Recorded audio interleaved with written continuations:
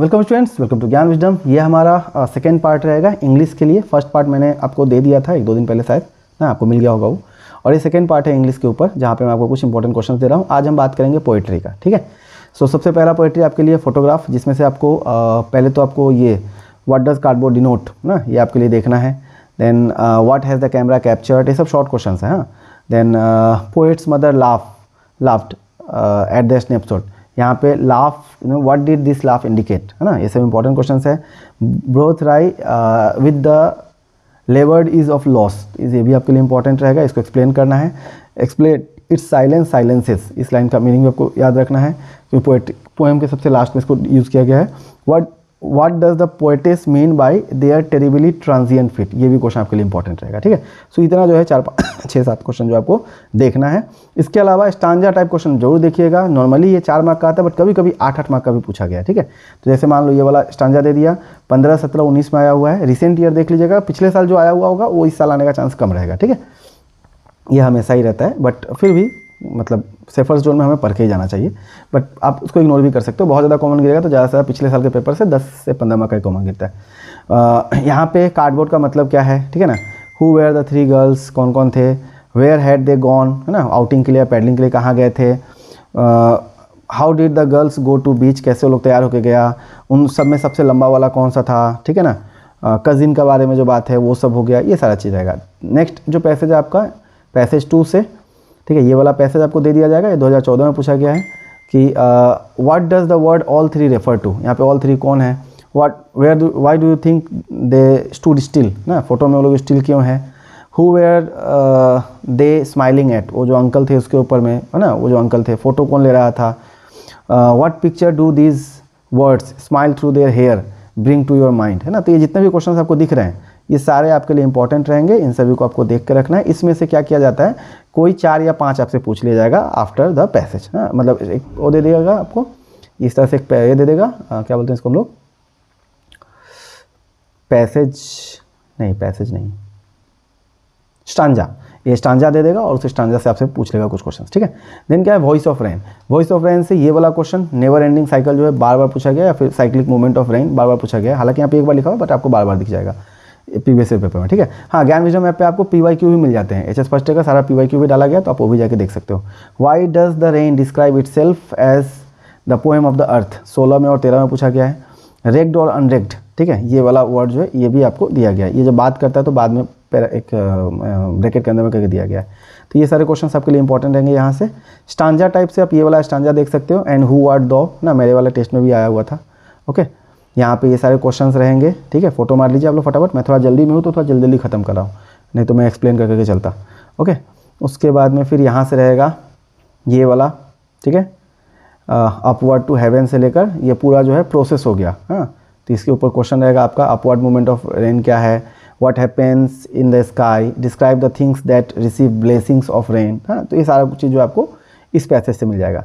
Then आते हैं poem childhood के अंदर। What according to the poem is involved in the process of growing up, तो growing up का प्रोसेस क्या है, explain the process of growing up, describe the process of being grown up, सारे question same ही है, ठीक है। तो 15-17 में पूछा गया है। देन उसके बाद में what is the poet's feeling towards childhood, ना, difference between poet's view on hell and heaven, है ना। एंड उनके बचपन में उनका जो थॉट था हेल एंड हेवन का और एडल्टहुड में था उसके बारे में क्वेश्चन बन सकता है। What does the poet feel, hello and haven जो है ज्योग्राफी में नहीं है, इसका मतलब क्या है, ठीक है। What is the most disheartening realization of the poet and forgotten, है ना, प्लेस इन्फेंट्स फेस, ये जो लाइन है इसके बारे में आपको बताना है, मतलब इसके ऊपर क्वेश्चन बन सकता है। When to some forgotten place, ना, दैट्स ऑल आई नो, तो ये सारे लाइन्स के ऊपर जो है ना आपका क्वेश्चन बन सकता है, ठीक है। ये और ये तो बात एक ही हो गया, तो ये 5-6 क्वेश्चन आपको लगा लेने हैं। फिर एक और स्टांजा है, ये आपको दिया गया है 2016 में। अगेन ये सारे क्वेश्चन हैं, हाँ, यहाँ से कि name the poet of the poem, तो पोएट और पोएम जो है ना ये आपको याद रखना है, हाँ, हर एक चैप्टर का इंग्लिश में। बेसिकली पार्ट A का जो बुक है सप्लीमेंट्री नहीं, मेन बुक का, ओके। आई गेस हॉर्नबिल नाम है ना आपका मेन बुक का, हाँ। और दूसरा क्या है आपका वेयर डू दिस लाइन अकर, कहने का मतलब वही हुआ कि ये कहाँ पे अकर करता है, कौन इसके पोएट हैं।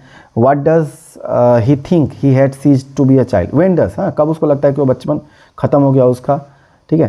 देन ये सारे क्वेश्चन है। How do the poet feel, what does he learn about hell and heaven, then what does he think about them now, why does, यहाँ बहुत सारे स्पेलिंग एरर है, why does he think like that, ये सारे question यहाँ पे आपको जितने दिख रहे हैं ना सब बन सकता है।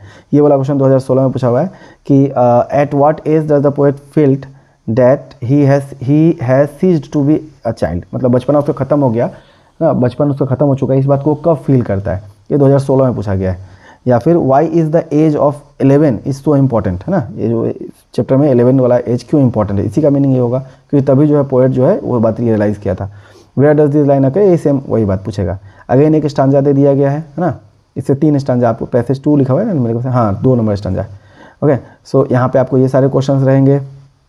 फिर एक और पैसेज है, तो मतलब बहुत सारे क्वेश्चन हैं जो कि पैसेज के ऊपर बन सकते हैं। सम फॉरगॉटन प्लेस, तो ये बहुत सारा हो गया, हालांकि इसमें से आप सेलेक्टिवली पढ़ सकते हो, बट मैंने अपने तरफ से जो लिस्ट दे दिया, यहाँ पे IMP मारा हुआ है, वो भी आपको देख लेना है। ओके, सो मैंने शायद आपको 2 ही पोएम दिया है, और भी पोएम्स हैं। हाँ, एक मैंने दिया है चाइल्डहुड वाला, एक मैंने दिया है वॉइस ऑफ रेन वाला, और एक दिया है ये फोटोग्राफ वाला, और उसके अलावा एक आपका फादर टू सन बोल के भी एक है, उसका भी कुछ क्वेश्चंस आने का चांस रहेगा ही, वो मैंने यहाँ पे नहीं इंक्लूड किया है। तो आप पहले इतना देख लो, फिर देखेंगे, चांस मिला तो और हम करेंगे, ठीक है। अगर आप लोग अभी तक ग्रुप ज्वाइन नहीं किया तो कर लेना, व्हाट्सएप ग्रुप ज्वाइन कर लीजिएगा, ज्ञान विजडम चैनल को भी फॉलो कर लीजिएगा व्हाट्सएप चैनल को, और इस चैनल को भी सब्सक्राइब कर दीजिएगा, यूट्यूब वाला जो चैनल है, ठीक है, ताकि आपको क्लास 12 में कोई भी इन्फॉर्मेशन जल्दी मिलेगा। देखो ये सब करने से फ़ायदा क्या होगा कि बहुत सारी चीज़ ऐसा होता है जो मैं ये वीडियो बना के नहीं दे सकता हूँ, तो मैं वहीं पर डायरेक्ट दे देता हूँ, ठीक है, अलग अलग जो भी मेरे मीडिया है। तो इसलिए आप मतलब व्हाट्सएप चैनल जरूर फॉलो कर लीजिएगा, इस चैनल को भी डाउनलोड ये कर लीजिए, सब्सक्राइब कर लीजिए, वीडियो को शेयर कर दीजिएगा, और ज्ञान विजडम ऐप जरूर डाउनलोड कर लीजिएगा। वहाँ पे आपको फ्री सैम्पल नोट्स कुछ सब्जेक्ट्स के हैं, मतलब फ्री नोट्स अवेलेबल हैं, सैम्पल पेपर आपको मिल जाएगा, प्लस PYQ जो आपको फ्री मटेरियल सेक्शन में आपको सैम्पल पेपर PYQ सब आपको मिल जाता है क्लास 11 के लिए, ठीक है। तो जाके एक्सप्लोर कीजिए एक बार। बाय बाय, मिलते हैं अगले क्लास में, थैंक यू। और जल्दी हमने ख़त्म किया क्योंकि मुझे कहीं जाना है, मेरा एक क्लास है अभी। ओके, सो आई होप ये वीडियो आपको हेल्प करेगा। ओके, अकाउंटेंसी का और बिजनेस स्टडीज़ का भी मैंने बिजनेस स्टडीज़ का नहीं दिया था, अकाउंटेंसी का मैंने दे रखा है, तो आप वो अब देख लीजिए। बिजनेस स्टडीज़ का भी जब तक ये वीडियो जाएगा उसके बाद वो भी आ ही जाएगा, ठीक है। चलिए, थैंक यू, मिलते हैं अगले क्लास में, bye bye and best of luck, thank you. और हाँ, एक और चीज़ बोलना था, जैसे कि आप लोग में से कुछ लोग हैं जो कि मुझे बोल रहे हो कि सर ऑल्टी का इंपॉर्टेंट क्वेश्चन, हाँ, सो ऑल्टी का इंपॉर्टेंट क्वेश्चन जो है ना, सिंस आपका कोर्स अभी नया है, एकदम नया कोर्स है, वो ज़्यादा मतलब पुराना है नहीं, 1-2 साल ही हुआ है, तो ज़्यादा इंपॉर्टेंट निकाल के अगर हम देंगे और मान लीजिए अगर वहाँ से नहीं आया तो आप लोग बाद में बोलोगे कि सर आपके चक्कर में हम लोग फेल हो गए, है ना। और यही सेम स्टोरी जो है क्लास 12 के लिए भी है, इसीलिए ऑल्टी का इंपॉर्टेंट क्वेश्चन देने से मैं बचता हूँ। हालांकि मैं आपको ये भले ही आपको मैं सजेस्ट कर सकता हूँ कि सपोज मान लेते हैं, मेरे को पूरा नंबर कंटेंट तो याद नहीं है, मान लेते हैं आपका 5 प्रोज है, ऐसा मान लेते हैं, ठीक है, और मान लेते हैं 5 पोएट्री है, तो मोर देन 50%, मतलब 60%, मतलब कि अगर मान लो मैं 3 चैप्टर प्रोज का अच्छे से कंप्लीट कर लेता हूँ और 3 पोएट्री कर लेता हूँ, तो आपका एग्जाम में जो भी क्वेश्चन मिलेगा वो मिल जाएगा, कॉमन मिल जाएगा, ठीक है। प्लस टेक्सुअल 1 मार्क क्वेश्चन सारा करना है, दोनों ही का, और जो बचे हुए जो चैप्टर्स है उसका आप सिर्फ शॉर्ट क्वेश्चंस देख के चले जाओ, हाँ, तो हो जाएगा, ठीक है। सो मेरे हिसाब से ये वाला एडवाइस रहेगा ऑल्टी के लिए, क्योंकि शायद हमारे पास उतना समय ना बचेगा तो हम ट्राई करेंगे, ठीक है। चलिए, थैंक यू, मिलते हैं अगले क्लास में and bye bye, best of luck. बढ़िया से पढ़िए, चैनल को सब्सक्राइब जरूर कर लीजिएगा, नहीं तो पाप लगेगा, दोबारा बोल रहा हूँ, बाय बाय।